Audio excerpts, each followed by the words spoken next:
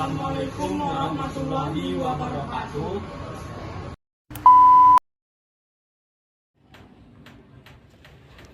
Saya akan menjelaskan tentang negara hukum, memahami konsep, ciri, dan implementasinya. Negara hukum merupakan konsep fundamental dalam sistem politik modern.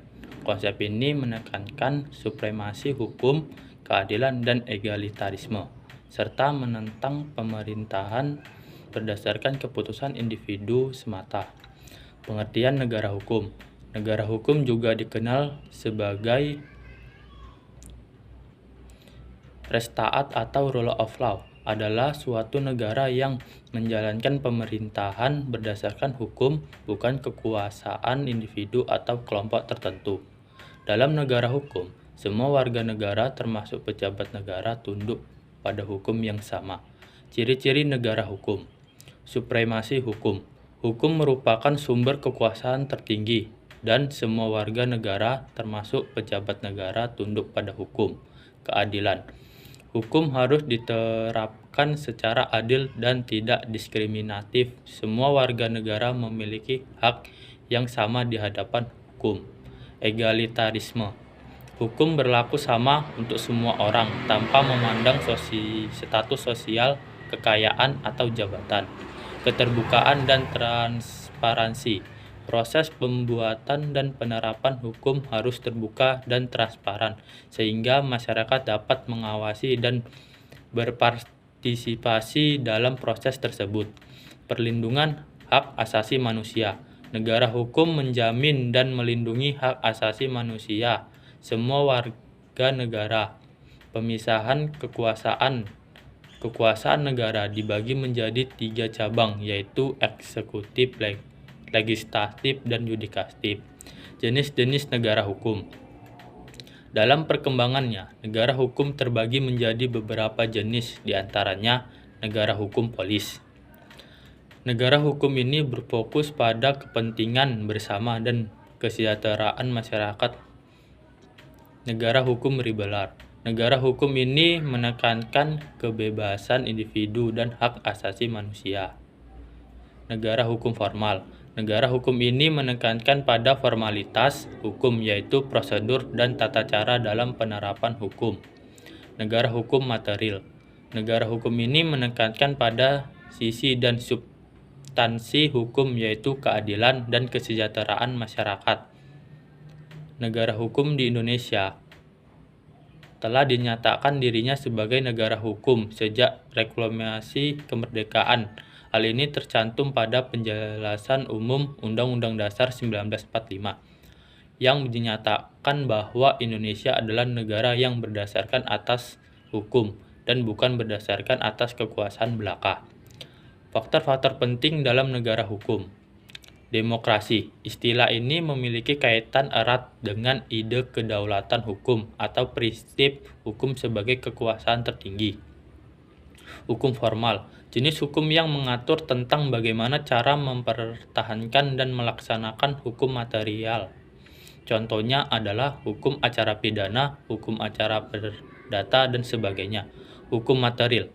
Jenis hukum yang mengatur hubungan antara anggota masyarakat yang berlaku secara umum mengenai hal-hal yang dilarang serta hal-hal yang dibolehkan untuk dilakukan. Hukum objektif. Hukum yang mengatur tentang hubungan antara dua orang atau lebih yang berlaku umum. Tantangan negara hukum di Indonesia. Meskipun telah menyatakan dirinya sebagai negara hukum, implementasi negara hukum di Indonesia masih menghadapi berbagai tantangan seperti korupsi. Praktik korupsi yang merajalela dapat menghambat penegakan hukum dan keadilan. Ketidakadilan. Akses terhadap keadilan yang tidak merata dan diskriminasi masih terjadi di berbagai bidang. Lemahnya penegakan hukum. Sistem penegakan hukum yang lemah dan tidak efektif dapat menyebabkan impunitas bagi pelaku kejahatan. Sebagai negara hukum, Indonesia memiliki berbagai contoh konkret yang menunjukkan implementasi konsep ini dalam kehidupan berbangsa dan bernegara. Berikut beberapa contohnya. Pembentukan Mahkamah Konstitusi.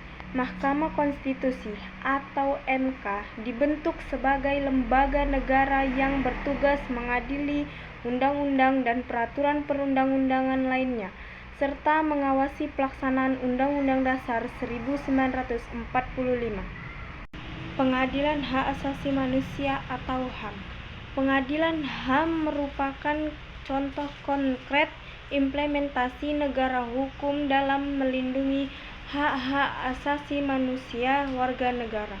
Pengadilan HAM didirikan oleh Mahkamah Agung dan Mahkamah Konstitusi untuk mengadili pelanggaran HAM yang berat. Pemisahan kekuasaan. Indonesia menerapkan sistem pemisahan kekuasaan dengan 3 cabang: eksekutif, legislatif, dan yudikatif. Setiap cabang memiliki kewenangan dan fungsi yang berbeda sebagai mencegah penyalahgunaan kekuasaan dan menjamin keseimbangan dalam pemerintahan. Supremasi hukum. Prinsip supremasi hukum. Hukum tercermin dalam pasal 1 ayat 3 Undang-Undang Dasar 1945 yang menyatakan bahwa Indonesia adalah negara hukum. Hal ini berarti bahwa hukum merupakan sumber kekuasaan tertinggi dan semua warga negara termasuk pejabat tunduk pada hukum yang sama. Contoh-contoh di atas menunjukkan bahwa Indonesia telah berupaya untuk mewujudkan negara hukum, namun masih menghadapi berbagai tantangan seperti korupsi, ketidakadilan, dan lemahnya penegakan hukum. Penting untuk dicatat bahwa implementasi negara hukum di Indonesia masih terus berkembang dan membutuhkan upaya bersama dari semua pihak termasuk pemerintah, masyarakat, dan lembaga penegak hukum untuk mencapai tujuan negara hukum yang ideal. Saran untuk pengembangan: penguatan lembaga penegak hukum, peningkatan profesionalitas, integritas, dan independensi lembaga penegakan hukum sangat penting untuk memastikan penegakan hukum yang adil dan efektif. Reformasi hukum. Upaya reformasi hukum yang komprehensif dan berkelanjutan diperlukan untuk menyempurnakan sistem hukum dan mengatasi berbagai kelemahan yang ada. Peningkatan kesadaran hukum. Peningkatan kesadaran hukum di masyarakat sangat penting untuk mendorong partisipasi aktif dalam penegakan hukum dan keadilan. Dengan upaya yang terkoordinasi dan komprehensif, Indonesia dapat melangkah maju menuju terwujudnya negara hukum yang adil, bermartabat, dan sejahtera bagi seluruh rakyatnya. Kesimpulan: negara hukum merupakan konsep penting dalam membangun sistem politik yang adil dan bermartabat. Namun, untuk terwujudnya negara yang ideal, diperlukan upaya bersama dari semua pihak, termasuk pemerintah, masyarakat, dan lembaga penegak hukum. Baiklah, sekian video presentasi dari kelompok kami.